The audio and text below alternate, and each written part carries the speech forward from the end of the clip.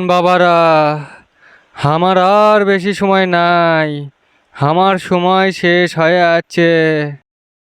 তোরা যে গাছ রে বাবা, আমি মরার পরে তোরা কি করে খাবো?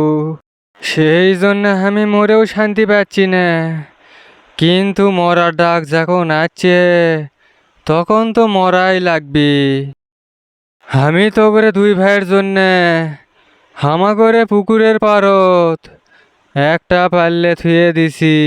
ওই পাল্লেটা তোরা দুই ভাইয়ে সমানভাবে ভাগ করে লিস। ও আব্বা ও আব্বা গো, তুমি কুটি গেলে গো, তুমি আসো ফিরে গো, আসো গো।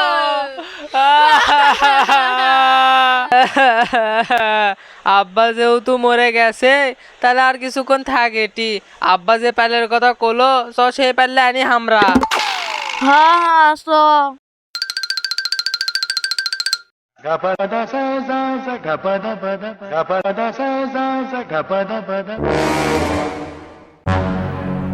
কে ভাই বাসু?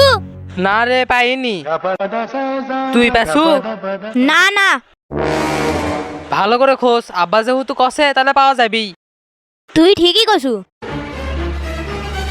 এমুরা নাই। এলেতে খোঁজ দেখ বাবু।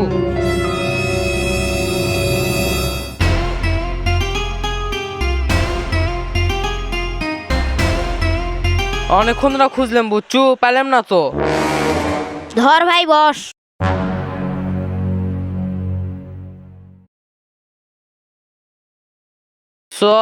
ওই কাহিনীটা খুঁজে চলে যামু। আব্বা মনে হয় মিশে মিশে আমার ঢপ মারছে।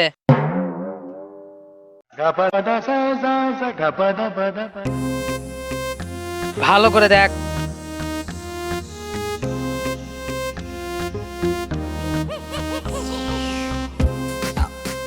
এ ভাই বাসি। ই ভাই, পারলে খুলে দেখি তো কি আছে। এ ভাই এত সোনা দানা, কিন্তু আব্বা তো কোনো সোনা দানার কথা কয়নি। থাক, এটি সোনা দানা থাক, খালি পারলে লিয়ে যাই। হ্যাঁ হ্যাঁ তাই চল। লে লে কাপড়টা লে।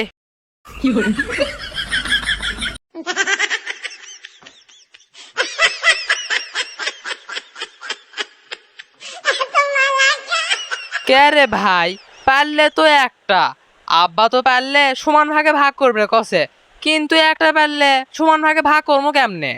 আরে ভাই, তোর মাথাতে এই বুদ্ধি নাই? আমি আন দেবো সকালে, তুই আন দেবো বিকালে, তাহলেই তো হয়। চ।